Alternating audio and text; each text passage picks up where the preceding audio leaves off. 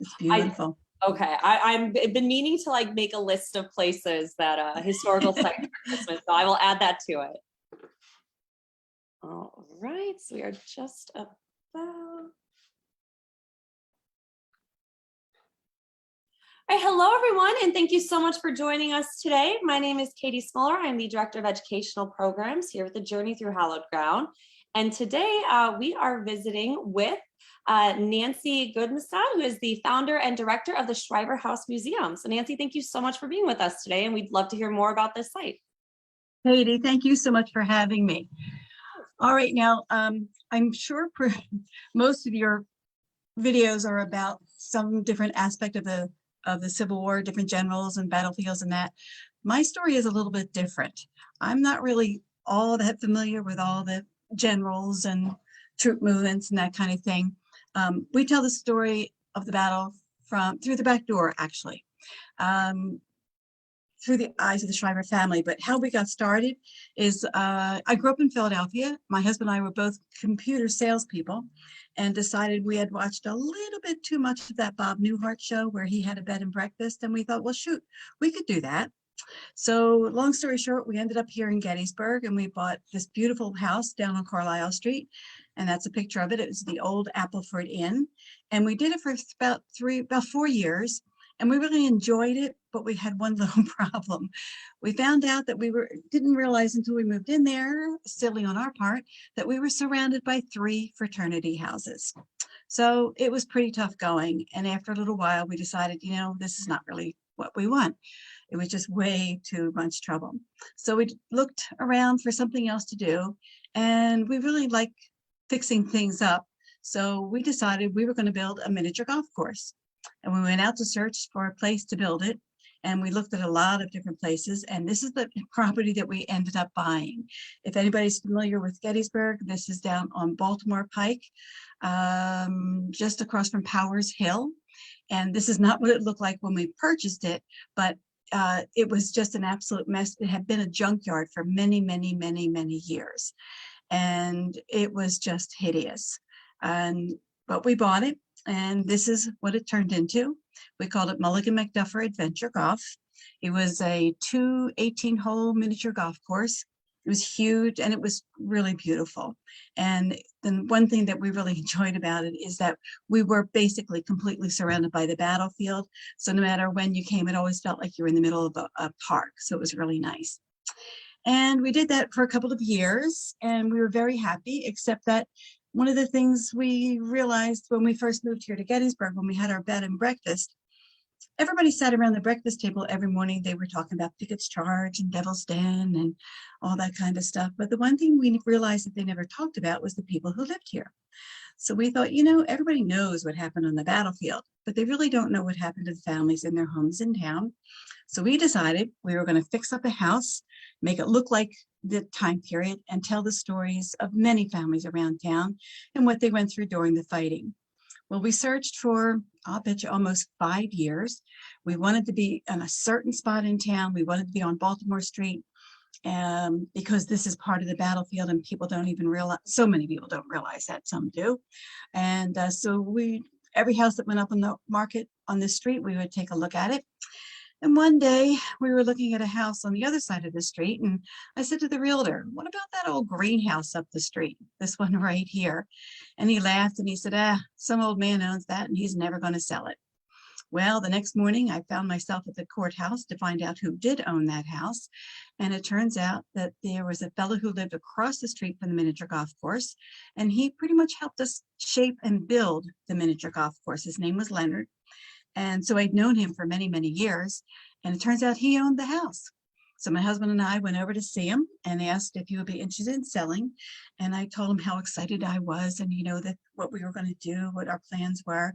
And he listened and he said, you know, nope, didn't want to sell it. Well, honest to God, over the next year, maybe 70 times, I brought him cakes and pies and beers and baseball caps and all kinds of things. And finally, one day he said to me, you know, if I say yes, will you leave me alone?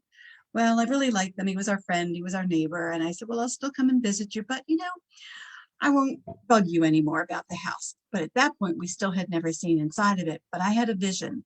The first time we looked at this house, my husband looked at it and said, "You've got to be crazy." But this is what he saw. And this is what I saw. This is the way the house looks today. I just knew that it had such character to it.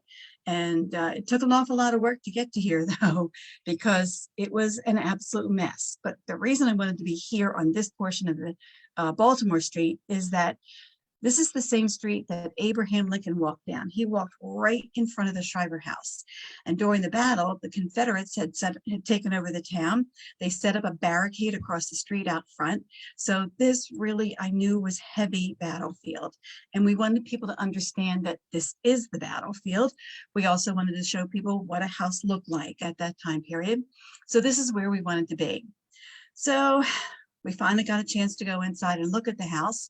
And this is what we found. It was a disaster because it had been sitting vacant for almost 30 years. There was no water, no electricity. At one point in time, there were about 30 cats living inside the house. But I say it every day, everything about this house is sort of a good thing and a bad thing. Bad thing is 30 cats living inside the house is not good at all. But the good thing is that we all hear that all the flooring, it was covered in linoleum, had been sitting there for years and years and years. And the good thing was they never glued it down. They only tacked it down at the edges. So during all of the construction process, we left that there and kept our fingers crossed. And at the end, when we finally got finished all the hard work and picked up the linoleum flooring, it turns out that the floors were in absolutely gorgeous condition. So everything about the house, like I say, is sort of a good thing and a bad thing. That was the center hall. This is the parlor on the first floor.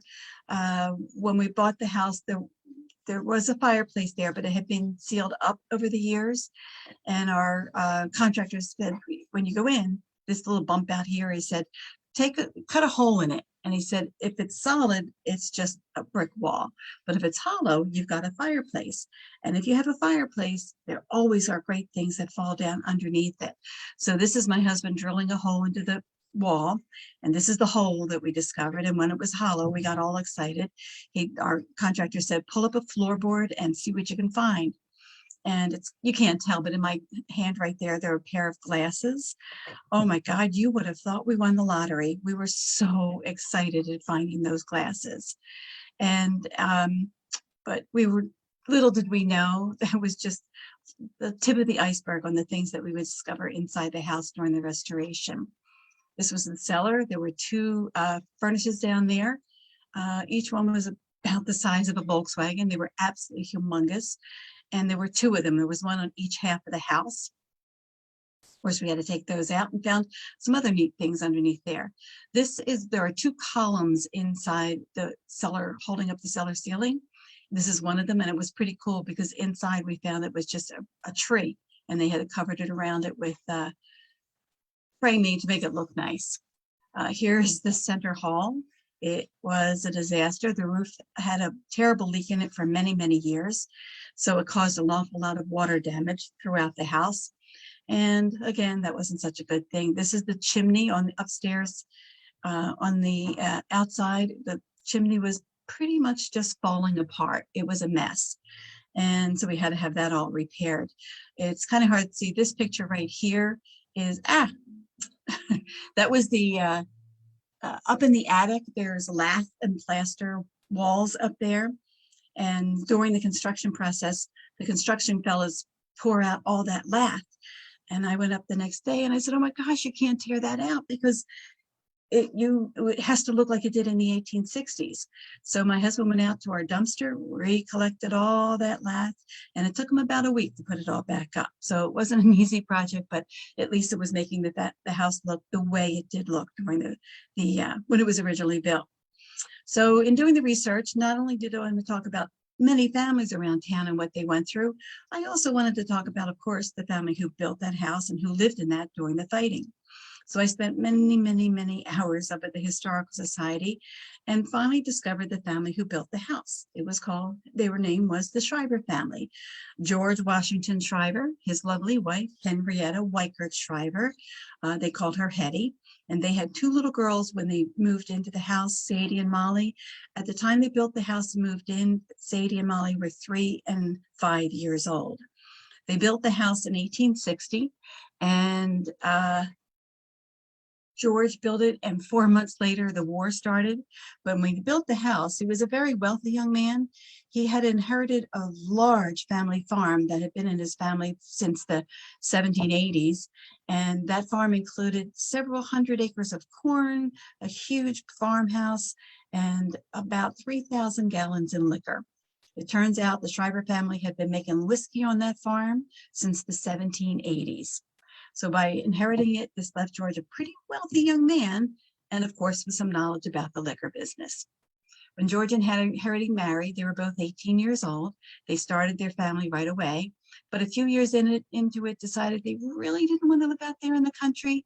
They wanted to come in town, build a beautiful new house, the Shriver's home, and open up a new business, Shriver's Saloon and 10-Pin Alley.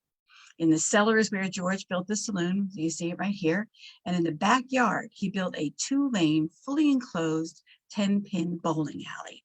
A little weird, but I always think that George, he was way ahead of his time. Now, this is not our 10-pin alley, but it gives you an idea of what a 10-pin alley did look like at that time period. So they built the house, they opened up the business, and after doing the restoration, this is the way the house looks today. That's the parlor. It's absolutely beautiful. They were one of the wealthiest families in town, so when we were furnishing the house, we bought the nicest of items that we could buy because they were wealthy. We were very lucky, again, good and bad. We don't have a stick of furniture that actually belonged to the Schreiber family, but when they lived in the house, they took an inventory of the property, and that gave us a really good idea of the types of furnishings that they had inside the house. And so this was a very wealthy time period. Of course, a lot of people come into our house and they've already been through the Jenny Wade house, which I think is wonderful because, again, it's another civilian story of what happened here in town. And we tell people all the time, it's very interesting to visit both homes because the Schreibers were one of the very wealthiest families in town. Jenny came from one of the poorest families in town. So it's very interesting to compare the lifestyle between the 2 homes. It doesn't make anybody good or bad, but boy, it's night and day between the lifestyle between the 2 homes. This is Hetty's kitchen. I love the stove here. Again, they were very wealthy. So for the time period, this is a very fancy stove. This was called a step stove because the way it steps up here, the wood or coal would go down here in the firebox. And then as it would go through the oven, it would go up through this box, which was the oven, and then upstairs up through the chimney, the pipe through the chimney. And it was a fancy stove because most of the stoves at that point were just a rectangular box, and a lot of heat was wasted going right up the stove. But because the fire was here in the center of in the front of the fire stove, it stayed in the room a little bit longer before it went up there. So it was a very, very nice stove for the time period. And this was it was a very big deal to have a kitchen inside the house. Up to this point, most homes still had a summer kitchen in the backyard, but the Schreibers never did. Theirs was built with the kitchen inside the house. And I often imagine Hetty, if there was a knock on the front door and she ran to the door, she'd get there with a spoon behind her back, because if it was a girlfriend, she'd want to say, "Oh, come with me. I need to stir something on the stove." So she could show off the fact that she didn't have to go across the back alley, hall, or backyard to get to her summer kitchen. She simply went down to the end of the hallway, and there was her beautiful indoor kitchen. And I think that sounds fantastic until June, July, and August come along. Then it doesn't sound like such a good deal to have the fireplace or the kitchen inside the house. When we fixed the house up, we really wanted it to look alive, not like a museum where everything is perfect. This is Sadie and Molly's bedroom. And as you can see, the bed is half made. There's one shoe on the floor because goodness knows whatever happened to the other one. And so we really wanted this to look like it was a living place. And that's why we have it not set up so perfectly. During the restoration of the house in the attic, we discovered something very, very, very exciting. We found out that during the fighting, the Hetty Schreiber was here in the house all by herself with her two little girls because George had gone off to fight at that point in time. He mustered into Cole's cavalry. So here was Hetty all alone. When they set up that barricade in the street in front of the house, Hetty was absolutely petrified and decided that she would take her two young girls someplace safer. She was going to take them back out to the farm where she grew up. Some people may be familiar with the Jacob Weichert Farm. It's on Tawnytown Road. It's still there today. It's a beautiful house. So that's where Hetty went to. She walked 3 miles through the middle of shooting and fighting. She passed thousands of troops that were on their way into town here, only to find herself that she had jumped from the frying pan and into the fire, because if anybody knows the Jacob Weichert Farm, that farmhouse sits at the bottom of the hills between Big Round Top and Little Round Top. So this was not such a great spot to go to, but it's where her family lived. So that's where they went. And they ended up, of course, stuck in the middle of some of the worst parts of the battlefield. Well, while Hetty was gone and her house was sitting empty, it turns out Confederate soldiers took over the house. Sharpshooters went up into the attic. They knocked these 2 holes through the wall to fire at the Union soldiers down on Cemetery Hill.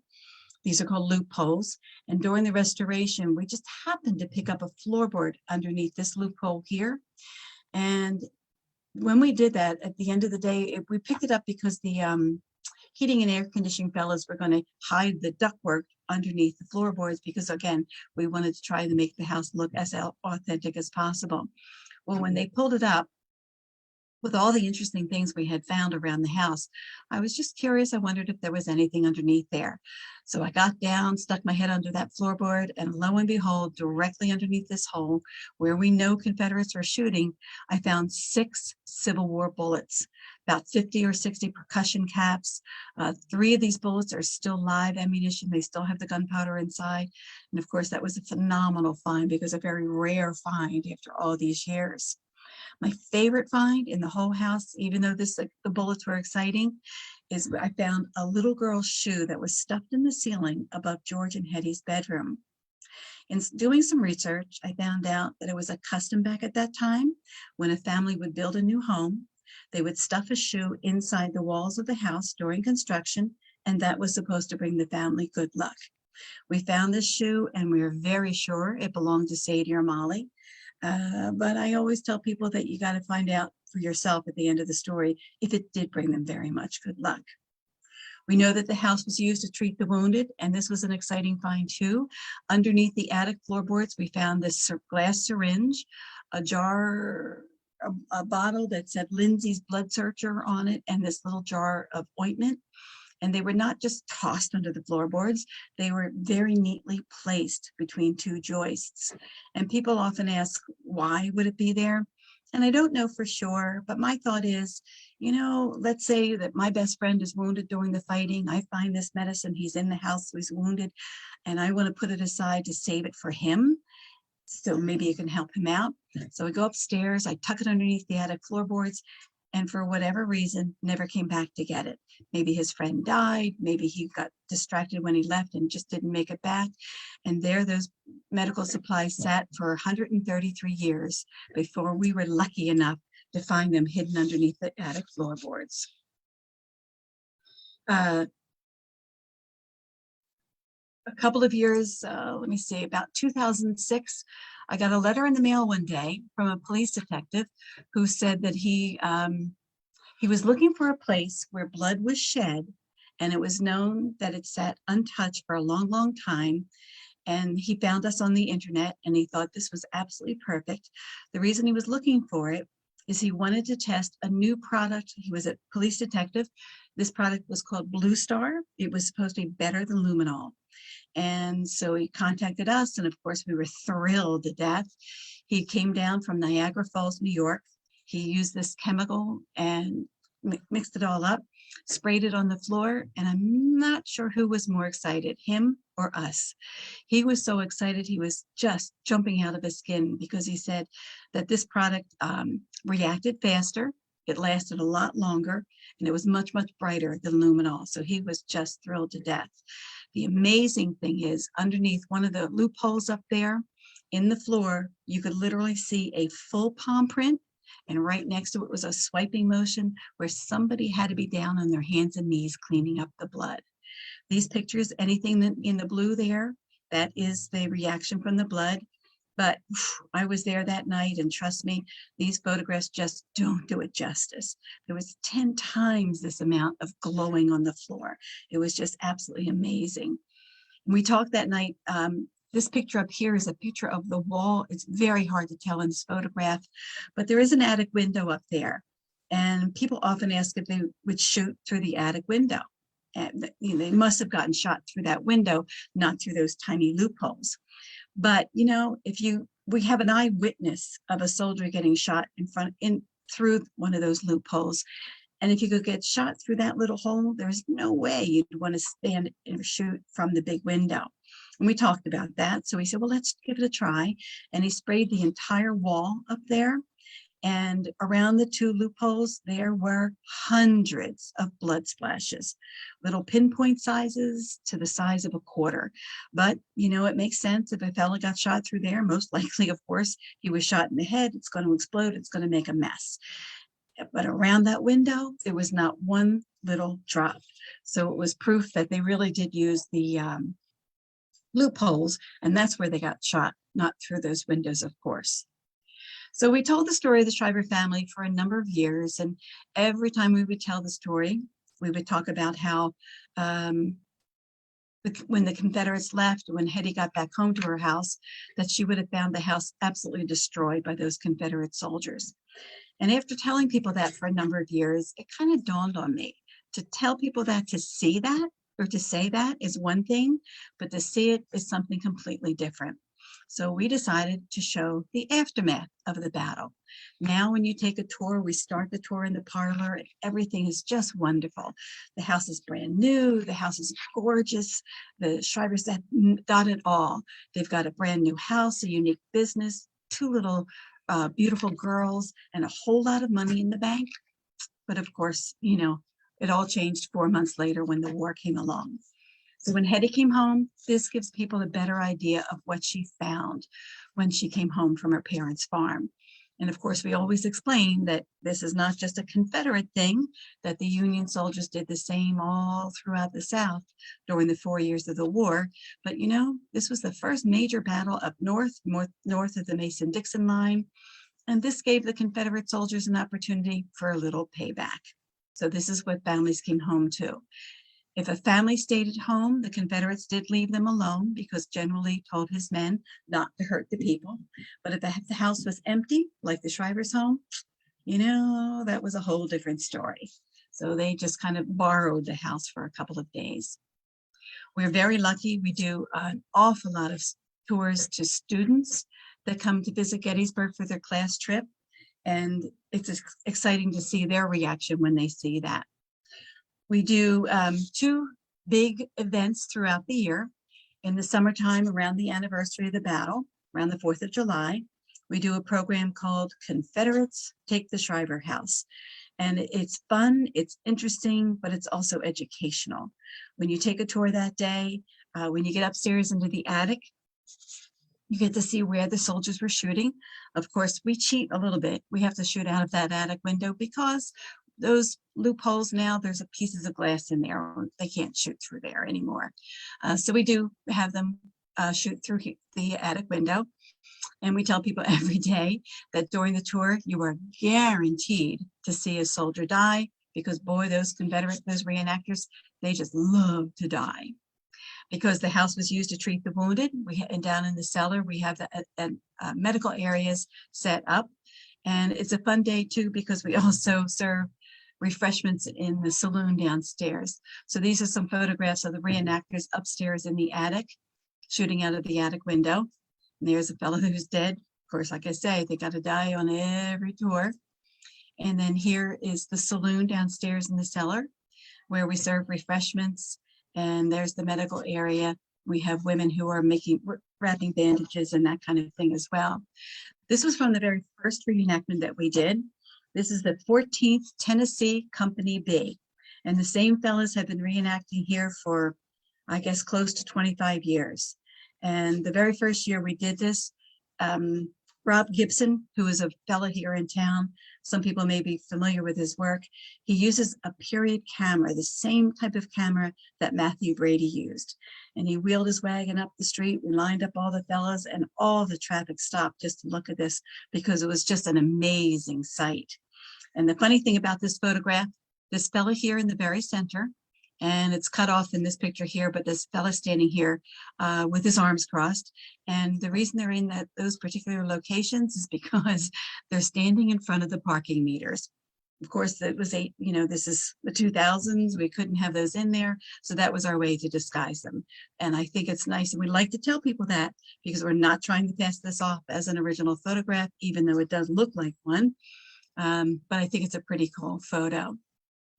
The other special event we do a program called 5 Christmases at the Shriver House. That's how many Christmases the Schreiber family spent in the house.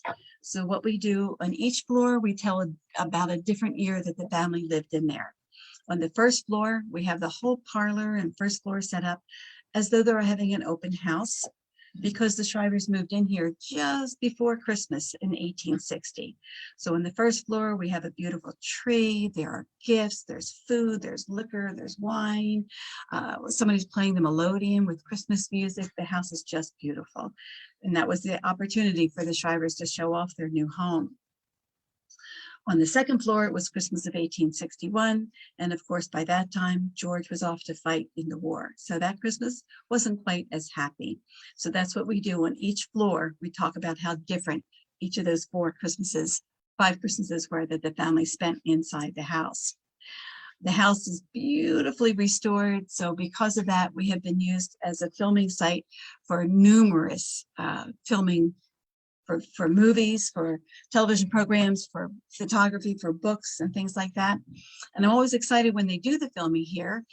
But the thing that always breaks my heart is this is supposed to be Lincoln down in DC using the telegraph during the Civil War. This is a fellow being interviewed for a magazine. They're all great, but the one thing is they never tell the Schreiber story. We're Appomattox, we're DC, we're all kinds of different places. And one of these days, I'm hoping that somebody will actually film the Schreiber story because it is such an incredible story. And the Schreiber house, even though it looks gorgeous today, in my heart, I still think of it, it is a restoration in progress. This is wallpaper. These are wallpaper samples that we found in the parlor. And our dream is one day to have that reproduced and put back into the rooms. But so it's an ongoing process. It looks beautiful, but there are still many, many things we would like to do. This is just, we had an artist come for a tour. She's a well-known artist. Her name is Heidi Creasy, and she's just an amazing artist. And she fell in love with the story, and she wanted to know if she could paint Sadie and Molly. So she came to the house. She works from photographs, but she is so detailed. She actually made this dress here and made it all by hand using patterns from the time period. And she also did another painting of Sadie and Molly upstairs in Sadie and Molly's bedroom, but she just fell in love with the garden. So she wanted to have one of the little girls down in the garden as well. So this is the Schreiber house. I do hope that someday you will come and visit us because it is a whole different perspective. You know, and it's interesting right now, especially telling this story to school students. We always end up talking about how the Battle of Gettysburg, but you know, every battle everywhere, it isn't just a story of soldiers and generals and troop movements. It is also a story of families too.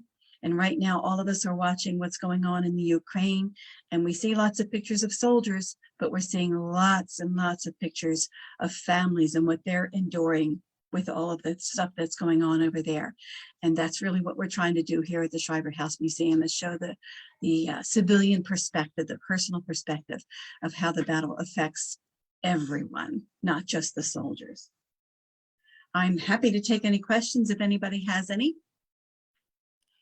Great, and Nancy, thank you so much for sharing that. And it's wonderful hearing your story and everything you've done with this house.